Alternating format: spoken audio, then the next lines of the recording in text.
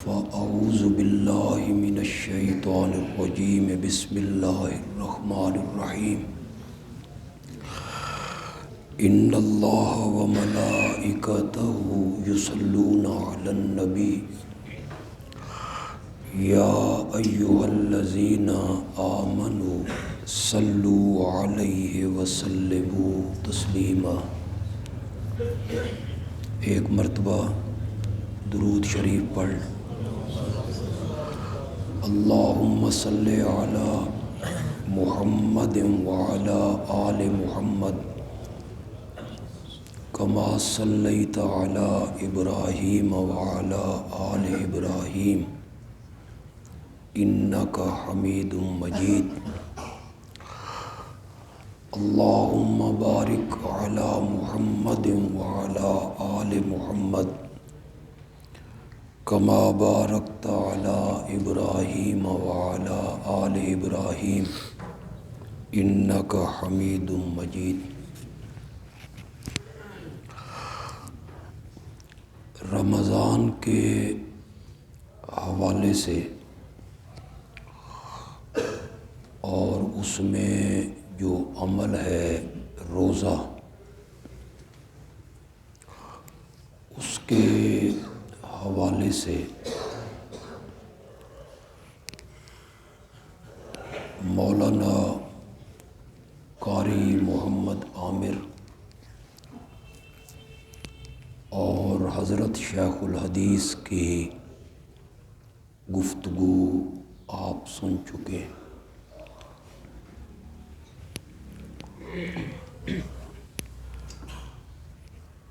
رمضان المبارک کے ساتھ قرآن کا بڑا گہرا تعلق ہے۔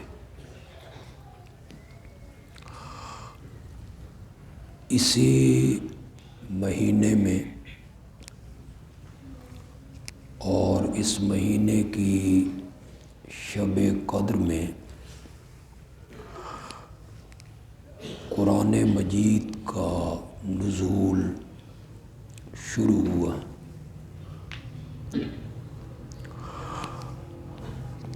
نبی اکرم صلی اللہ علیہ وسلم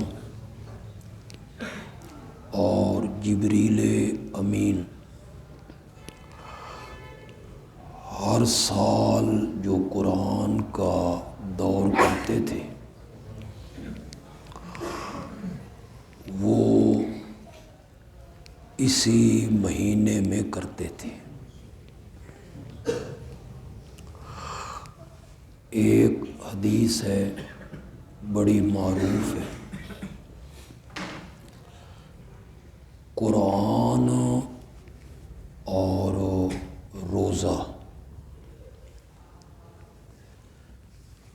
یہ دونوں اللہ کے ہاں بندے کے لیے سفارشی بنتے۔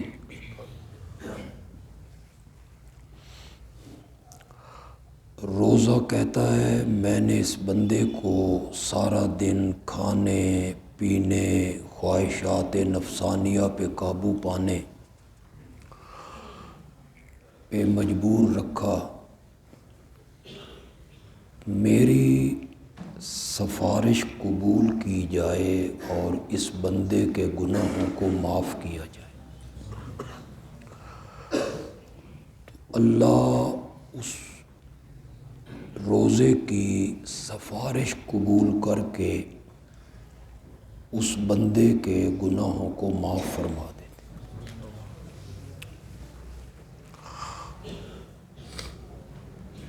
اس میں جو نازل ہونے والی کتاب ہے قرآن،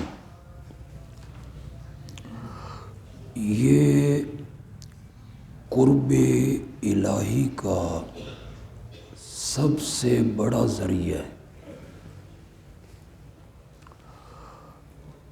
اگر کسی بندے کی یہ خواہش ہے، تمنا ہے کہ میں اللہ کے قریب ہوں، تو تو وہ قرآن کے پڑھنے پڑھانے میں مشغول ہو جائے، وہ قرآن کی تلاوت کرے، اسے سمجھنے کی کوشش کرے۔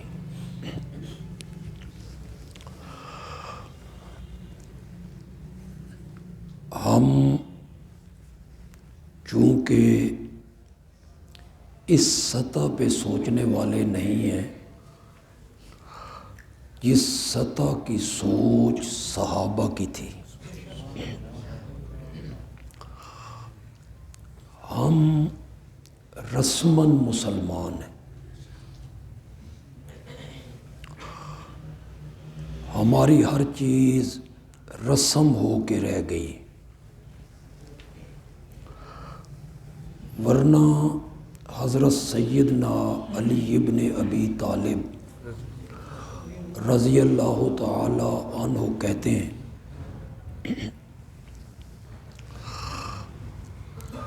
کہ میرا جب دل کرتا ہے کہ اللہ مجھ سے باتیں کرے تو میں قرآن پڑھنے لگتا ہوں۔ قرآن میں اللہ اپنے بندوں سے باتیں کرتا ہے، یا ایھا الذین آمنوا اتقوا اللہ، یا ایھا الذین آمنوا استعینوا بالصبر والصلاۃ، یا ایھا الناس اعبدوا ربکم۔ یہ اللہ باتیں کر رہا ہے، بول رہا ہے اللہ۔ یہ جو میں آپ سے کلام کر رہا ہوں، اس کا تعلق میرے ہاتھوں سے، آنکھوں سے، کان سے، جسم سے نہیں ہے۔ اس کلام کا تعلق میرے باطن سے، اندر سے۔ یہ باتیں اندر سے نکل کے آ رہی۔ قرآن اگر کلام اللہ ہے اور یقیناً ہے تو پھر یہ ایسا کلام ہے جو اللہ کے اندر سے نکل کے آئے۔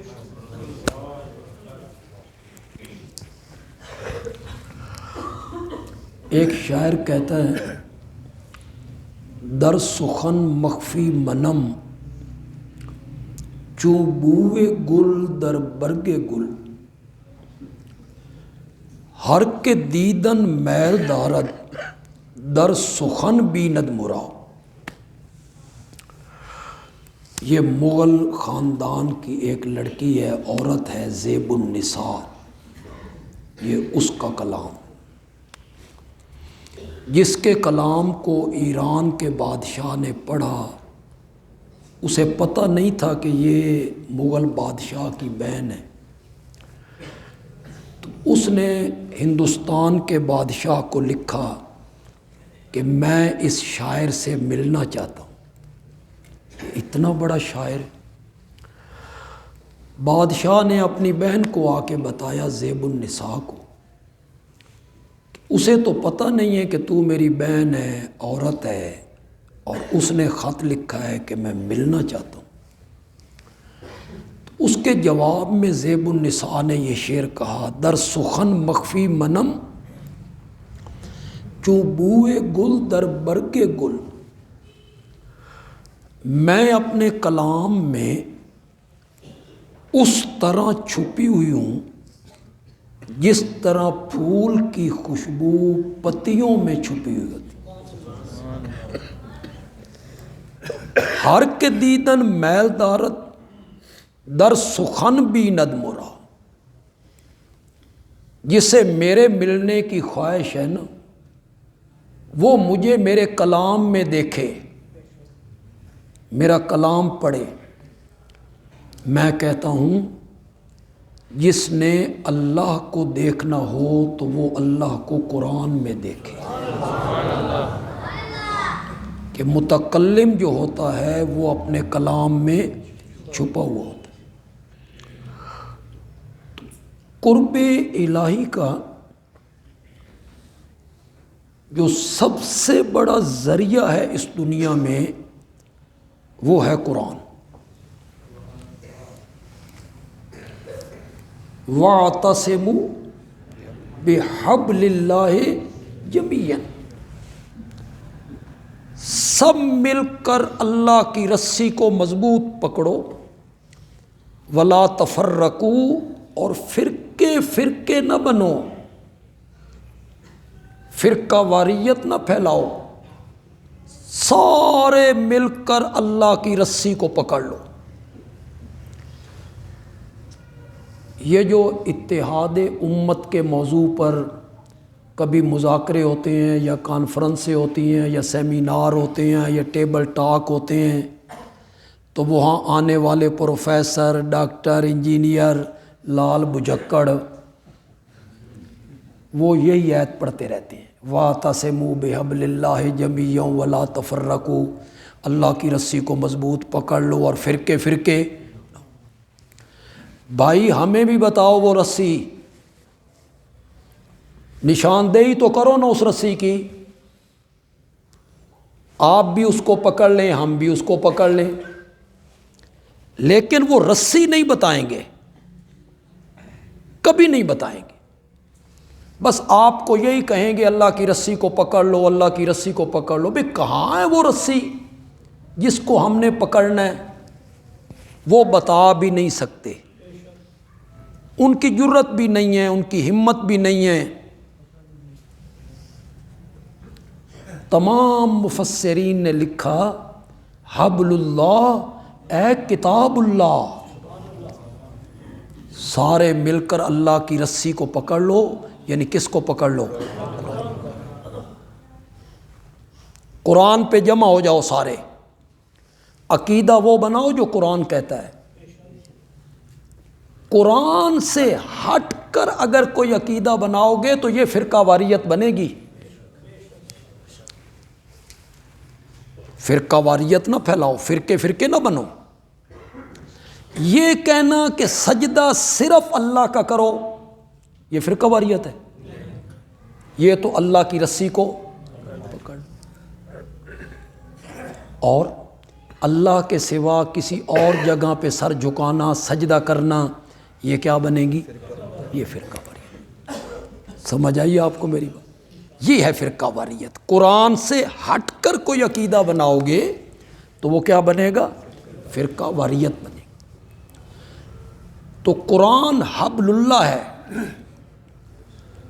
اللہ کی رسی ہے، اسے سارے مل کر مضبوط پکڑو۔ اللہ اکبر۔ ذرا اس کو میری جو بات ہے نا ذرا آپ نے ڈوب کے سننی، کئی ویکھن لگ گئے میرے والے پاسے، کہو بھئی یہاں سننی ہے، غور کرنی، ڈوب کے سننی، ویسے سننے کا مزہ نہیں آئے گا۔ یہ قرآن جو رسی ہے نا، یہ اللہ نے عرش سے لٹکائی ہے زمین کی طرف۔ اس رسی کا جو اوپر والا سرا ہے نا وہ اللہ کے ہاتھ میں ہے، اور اس رسی کا جو نیچے والا سرا ہے نا وہ قرآن پڑھنے والے کے ہاتھ میں۔ رسی ذریعہ ہوتا ہے چڑھنے کا، لوگ رسی کے ذریعے اوپر چڑھتے ہیں، رسی ذریعہ ہے اوپر چڑھنے کا۔ قرآن حبل اللہ ہے، اللہ کی رسی ہے، اللہ نے زمین کی طرف لٹکائی ہے۔ جو بندہ اللہ تک پہنچنا چاہتا ہے اس کے چڑھنے کا ایک ہی رستہ ہے، اور وہ اللہ کی کتاب۔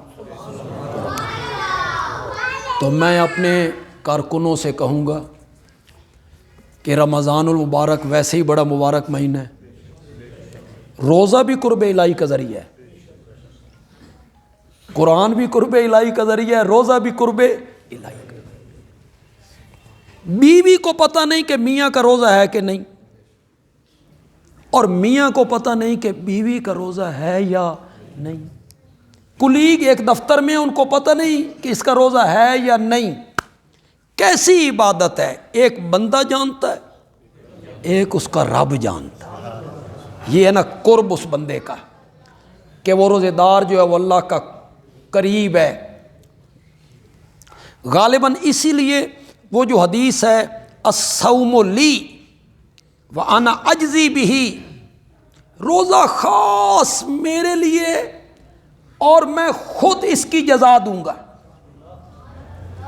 اس کے بڑے معنی علماء نے لکھے ہیں، محدثین نے لکھے ہیں۔ کچھ علماء نے کہا یہ اجزی نہیں ہے، اجزا ہے، مجہول کا صیغہ ہے، معلوم نہیں ہے۔ اور اگر اسے مجہول کا صیغہ بنائے نا، ایسا خوبصورت معنی بنتا ہے نا بھائی، اگر اسے ڈوب کے بندہ سنے، پڑھے، غور کرے تو بندے کا دل خوش ہو جائے۔ اللہ کہتے ہیں روزہ خاص میرے لیے ہے، ہر عمل کا بدلہ میں جنت کی صورت میں، جنت کی نعمتوں کی صورت میں، جنت کے انعامات کی صورت میں دوں گا۔ اور جب روزے دار آئے گا تو میں کہوں گا روزہ خاص میرے لیے ہے، اس کا بدلہ میں خود ہوں۔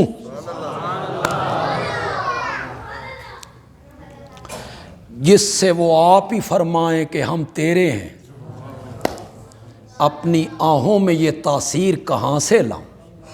جب اللہ ہی کہے کہ میں تیرا ہوں، اس میں جو لذت ہے۔ حنین کی جنگ ہوئی نا، بڑا مال غنیمت آیا، بڑا مال غنیمت آیا، ایک ایک صحابی کو 400 بکریاں، بڑا مال غنیمت ہے۔ میرے نبی نے وہ نئے جو مسلمان ہوئے تھے نا فتح مکہ میں، ان کی دلجوئی کے لیے انہیں بہت دیا۔ او انج نہ سمجھن بھئی اسلام کول کیڑی شے ہے، ان کے پاس تو بھوک ہی بھوک ہے۔ میرے نبی نے انہیں اونٹ دیے، زیور دیے، بکریاں دیں۔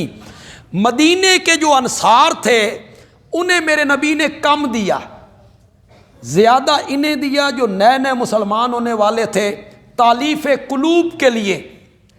تو بشری تقاضے کے مطابق مدینے کے انصار رات کو اپنے خیمے میں بیٹھے ہیں تو باتیں ہونے لگیں، انہوں نے تو مکے سے نکالا تھا، ٹھکانہ تو ہم نے دیا تھا، ہم نے اپنے گھر پیش کیے، کاروبار پیش کیے، اپنی زمینیں پیش کی، مکے والوں نے تو انہیں نکال دیا تھا۔ آج مال غنیمت کی تقسیم کا وقت آیا تو انہیں زیادہ اور ہمیں کم۔ یہ باتیں بشری تقاضے کے مطابق ان کی زبان سے نکلیں، میرے آقا تک یہ باتیں پہنچیں۔ میرے آقا نے انہیں بلا کے جو جملہ کہا میرے آقا نے، بس انصار کے لیے وہ جملہ کافی تھا۔ آپ نے فرمایا کیا تم اس بات پہ راضی نہیں ہو کہ مکے کے لوگ مال دولت لے کر جائیں اور تم مدینے میں مجھ محمد کو لے کے جاؤ؟ میں جو تمہارا ہوں، میں مکے میں نہیں رہوں گا، مکہ میرا اصلی وطن ہے لیکن میں مکے میں نہیں رہوں گا، میں تمہارے ساتھ آؤں گا۔ انصار نے کہا ہمیں اور کوئی چیز نہیں چاہیے۔ یہاں روزے دار کو اللہ کہہ رہے ہیں روزہ خاص میرے لیے ہے، وَأَنَا أُجْزَىٰ بِهِ، میں خود روزے کا بدلہ ہوں۔ تو روزہ بھی قرب الہی کا ذریعہ ہے۔ تو اب تو یہ نور علی نور ہو گیا، ادھر رمضان ہے، ادھر روزہ ہے، پھر قرآن ہے۔ تو میں اپنے کارکنوں سے کہوں گا کہ وہ کل تھوڑی سی تکلیف کریں، بازار جائیں، ترجمے والا قرآن لائیں، ترجمہ لائیں حضرت شاہ عبد القادر محدث دہلوی کا رحمت، یا مولانا فتح محمد جالندری کا، یا مولانا عبد الماجد دریابادی کا، ان میں سے کوئی لائیں، کوئی سا آپ ترجمہ لے آئیں۔ بس روزانہ جب تلاوت کرتے ہیں آپ تلاوت تھوڑی سی کم کر لیں، لیکن ترجمہ ساتھ پڑھیں، اسے سمجھنے کی کوشش کریں۔ قرآن آیا اس لیے تھا کہ اس پر تدبر کیا جائے، سوچا جائے، غور کیا جائے۔ ہم چونکہ وعدہ کرتے ہیں کہ ہم 1.5-2 گھنٹے کے اندر اس پروگرام کو ختم کریں گے۔ بس آخر میں ایک جملہ کہہ کے ایک تو اعلان یہ کروں گا، ابھی تو میں نے مشورہ تو نہیں کیا حضرت مولانا مفتی محمد طاہر ذیشان صاحب سے، یہ ہمارے امیر ہیں شہر کے، لیکن چلو اتنی مجھے وہ اجازت دیں گے۔ یہ جس طرح آج مسائل پر گفتگو ہوئی، روزوں کے مسائل پر گفتگو ہوئی، عید قربانی سے پہلے ہم ایسی مجلس ایک مرتبہ پھر لگائیں گے انشاءاللہ، جس میں قربانی کے مسائل، جانور میں کیا شرائط ہیں، قربانی کس پر واجب ہے، ان مسائل پر حضرت مفتی صاحب ڈسکس کریں گے، گفتگو کریں گے انشاءاللہ۔ آپ سارے حضرات آئیں گے نا اس میں انشاءاللہ۔ بس آخر میں ایک جملہ کہنا چاہتا ہوں، سخی دو قسم کے ہوتے ہیں، سخی لوگ کم ہوتے ہیں، سخاوت کرنے والے کم ہوتے ہیں۔ یہ خدا داد صفت ہے، یہ نہیں ہے کہ پیسے والے لوگ سخی ہوں، نو، پیسہ نہیں پھر سخی، وہ فطرت میں چیز داخل ہے۔ میں اپنے ایک رشتہ دار بزرگ کو جانتا ہوں، دنیا سے رخصت ہو گئے، بڑی مدت کے رخصت ہو گئے، مجھے ان کا اتنے یاد بھی نہیں ہے، لیکن میں نے ان کی باتیں سنی۔ پیسہ نہیں ہے، دولت اتنی نہیں ہے، لیکن سخاوت کی ایک مثال آپ سنیں۔ اس زمانے میں ٹانگے ہوتے تھے، اڈے پہ اترا 18 بلاک تک ٹانگے پہ آنا ہے، سالم ٹانگا اگر آپ لینا بھائی، آپ نہیں جانا ہے، کوئی اور سواری نہ ہو، تو 8 آنے ہوتے تھے، روپے کے 16 آنے ہوتے تھے، آدھا روپے۔ اب آپ کو یہ عجیب باتیں لگیں گی، 8 آنے کا وہ ٹانگا ہوتا تھا۔ تو وہ جب اس ٹانگے میں بیٹھتے تو اس کوچوان کو کہتے، ہاں بیٹا کتنے بچے ہیں؟ وہ کہتا 2 بچے ہیں، 3 بچے ہیں۔ تیرے بھائی گھوڑے کی چال بڑی اچھی،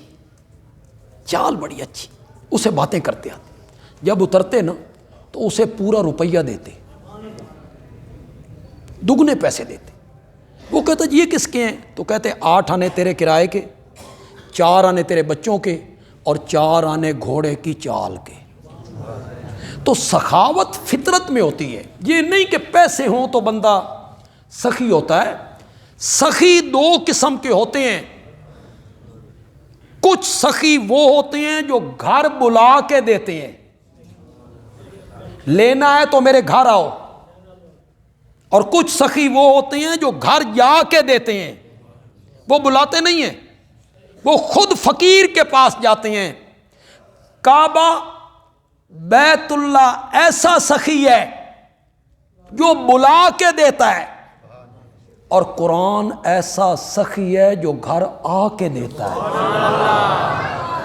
ہیں دونوں سخی، لیکن بیت اللہ بلا کے دیتا ہے، اور قرآن جو ہے وہ گھر آ کے دیتا ہے۔ تو اپنا یہ رمضان کا مہینہ مبارک بنائیں، قرآن کے ساتھ اپنے آپ کو جوڑیں۔